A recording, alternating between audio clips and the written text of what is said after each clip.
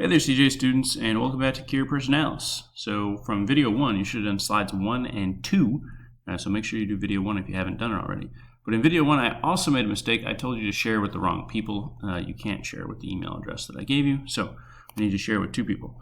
Number 1, share it with Mr. Mason, and number 2, share it with Mr. Shower. All right, so once you get those 2 people on there, hit share. You only have to do it 1 time. So you should have emailed Mr. Shower or me for your picture on slide 1. Make sure it says your first and last name, not first to last. And then also take some time to add notes at the bottom. So I'm talking right on down here. So again, this is a presentation, right? So you're going to present, not just read. So because I'm worried about forgetting what I want to say, threw some notes in there about how to make introductions, right? Here's my teachers. The meaning of Cura Personalis is care for the whole person. I'm down here at the bottom. And I want to talk about how I'm developing in the 5 grads and growing as a person with God forever. Then the next slide, all you had to do was find a picture that you thought represented. And again, I added notes in the bottom. I explained what the examen is, why we did it each day. And then to represent the examen, I put a picture of a reflection because we use it. We use the examen to reflect on who we are as a person. So those are the first 2 slides. And again, use the notes section to remind yourself what you want to say. So today, what you're going to do is you're going to just do a traditional examen. But this examen should be for the entire year. So you want to pick 3 things that you're grateful for, and then write the reason why, just a quick reason why. So like if you're saying mom, don't say because she takes me to school every day. That is a really kind of lame reason to be grateful for your mom of all the 1,000,001 things that she does for you. So really think deeply about this. And really have thoughtful reasons for why those were the 3 things that you were grateful for. Remember, you're going to present this to your family and to teachers, and we're going to ask questions. So if you just put something kind of just generic, we're going to ask, well, why didn't you take a little bit more time when you had the time to think about it? So you can think about family, you can think about places, you can think about things, but make sure that they're more important than the people that you have in your lives. Emotions are going to be next. You could always take a look at the emotions chart from any of the old examined videos.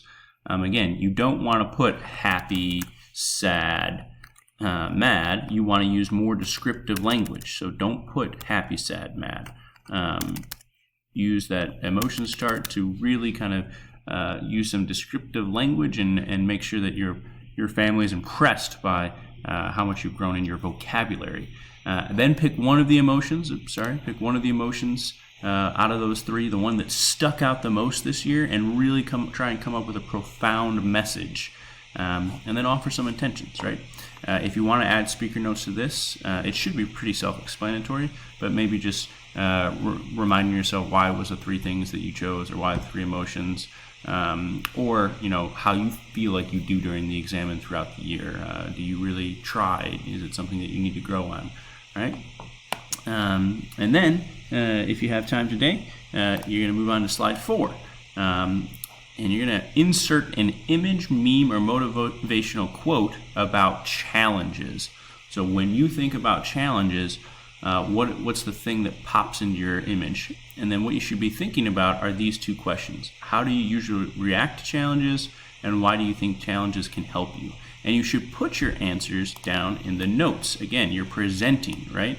So when I present this slide, I'd be like, and first, to start off, I'd like to talk about challenges. And my image on challenges is my daily schedule. I put that because sometimes I think it's a super long day. I don't get to bed early enough. I don't exercise enough. And so therefore I don't necessarily always have the energy to be at my best self. And I would, again, put some notes down at the bottom to remind myself why I chose that image. And then I'd also be describing to my family and teachers of how I react to challenges. So sometimes I can embrace them to try and make myself better. But if I'm being honest with myself, sometimes challenges are a little bit overwhelming for me, and I try to choose the easier thing. But I understand that challenges can help me because they're always trying to push me to grow. And then the last thing that you're going to do today, or at least going to start, is you're going to pick 2 challenges that you've experienced this year. Again, the 2 that stuck out the most. You're going to say what the challenge was. You're going to say why it was challenging. And then you're going to say, what was the lesson that you learned behind that challenge? What's the thing that you need to continue to do or do differently? And then if you want to put a couple of pictures in the middle to represent those two challenges, you can do that. So that's what you're doing today.